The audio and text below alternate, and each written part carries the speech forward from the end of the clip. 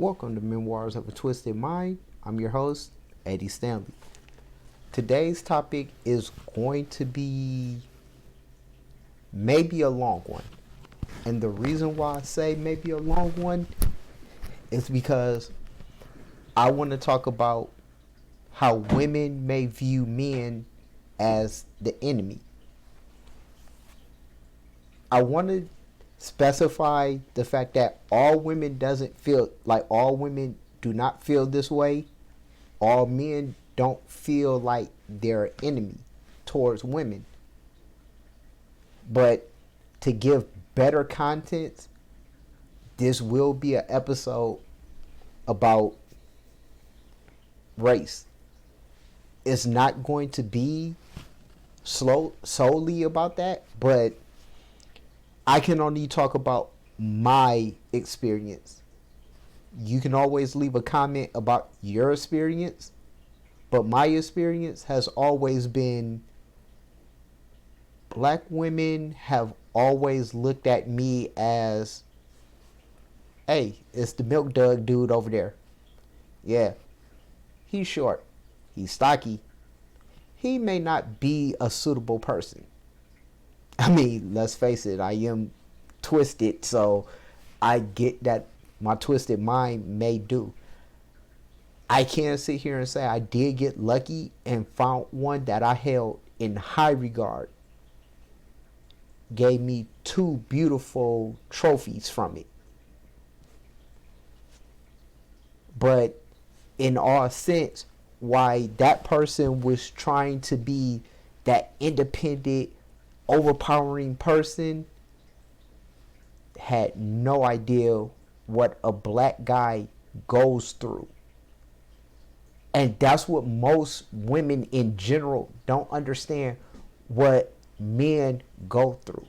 This world will punch us in the face, spit us out, and then we will still have to come home and pretend like we didn't have the worst day ever in life. Yes, I was one of them people that didn't know how to control my emotions. It took me years to figure out how to be a man again, because things happen and I figured this is what women want, is that emotional person. Then years later, after the ladies left, because I had to, they left because they lost respect for me. I always loved them, but they lost respect for me, and I get that, and I'm glad that they did, because that's what made me the better person that I am now, regardless of all that stuff. Some women, somewhat black women, look at black dudes of going, oh yeah, you don't understand what it's like to be a black woman. It's a heck of a lot easier being a black woman than it is a black man, because see, with a black woman, they can just leave, and then guess what? Somebody's hitting them up already. Oh, hey, you want to go out? Oh, you single now? Okay, come on. With a black man is, oh, girl, he wasn't good enough to hold on to that woman, so what makes you think that he's good enough to hold on to you? And then that's when that suffrage of bitter black female comes in, or just bitter female in general, when they actually look and they go, wait, this person is doing, yeah, because they had to learn how to actually do. And us being the enemy, where society made it seem like, oh, you can have your fun, you can go do this, you can bring up a body count, and yeah, you will find somebody that will love you, but will you actually respect them to stick around? As I was doing a little bit of research, even though this isn't about research type of show, I, in other words, came across this topic of going why black men are the enemy, I also went down a rabbit hole of going why black men choose other races.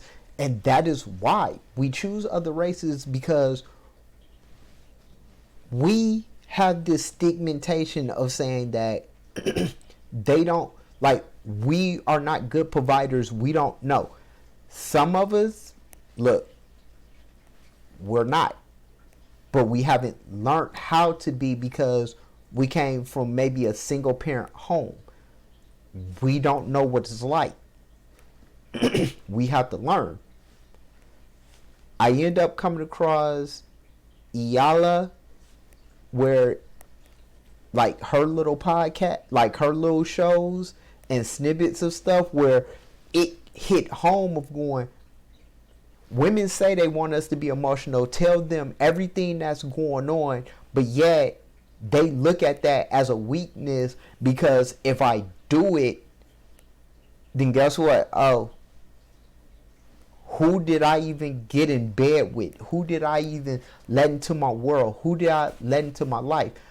Let me go find the dude that's going to actually mistreat me, going to be the dude that actually go, oh, well, I'm having a bad day, so therefore I'll yell at you, so that way I can show emotion. But even then, it's a contradiction, because now he's not good for you. Now he's not this. Now he's not that. So yeah, everybody that's out there that look at black dudes of going, why? Yeah, I am one of them people that do date outside my race. Why? I'm not going to say it's easier. I'm not going to say, oh, well, it is a preference. But it has been black females that have caught my attention to go, you know what? Let me give them a chance. And I don't hold my past experiences with my own race be a factor if the person is a good person or not. Because I can sit here and boast and say, yeah, I'm a single dad. I'm the person that actually takes care of my kids. I'm the person that actually does everything for them. And I'm the one that's teaching them that being like this is not a flaw. It is not a hindrance. It's not toxic masculinity. It's just masculinity. You can get into toxic relationships and you can deal with a toxic person, but it has nothing to do with feminine or masculine. It deals with the fact of the individual just being a toxic person where they feel they are not good enough or you're not good enough. So, being outside my race, yeah, this is why. To white women who say there's not a white dude that actually give me the time of day, but there's a black dude that do, is because he probably is looking at it of going, he's probably been rejected, probably been disrespected, probably just been shunned aside until he started making the money, and then guess what? He looks kind of attractive. That's why it's the old joke that say, money can't buy you happiness, or no, money can't buy you love. I just add to it of saying, yeah, but it can buy you temporary happiness, because that's all what it does. So if you're sitting here saying, oh, well, Eddie, you're wrong. Stanley, you don't know what you're talking about. Maybe you should look in the mirror and see what demons that you have in your closet, in your head. Actually, demons will be in the closet. People who still mistreated you in the past, that did you wrong. How about you get them out of your mind, because they're taking up too much space for the ones who actually want to love you and respect you as the beautiful queens that you are. But I'm not even gonna lie. Some are not queens. Some are just there. And if there's an issue with that, so be it. Because I know, and I've been told on so many levels of what my preference should be and what the preference that black females, white females, Asian females, Hispanic females, I don't fit all their criterias. And that's what make it funny, because when they talk to me thinking that, oh, they automatically meet mine, no. Sorry, I'm not that person. I'm not that dude that I used to be that just think. So if you think that this is just an attack on women in general, no. It's a wake-up call of the truth of just going, hey, we understand everybody has flaws. We understand everybody has baggage. We also understand that loneliness can be very hard. But why you think pharmaceutical companies make so much money with antidepressants? This has been...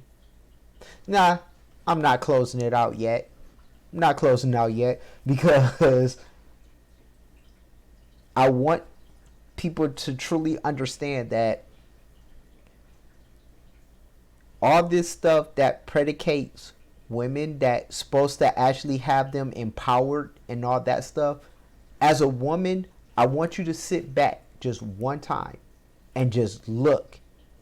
If you have a man, if you have a male friend, your dad, your uncles, your male cousins, whoever it is, just look at them in a different light of going, how much pain, suffering they have, and especially the ones who have somebody where they go home, come home, deal with drama,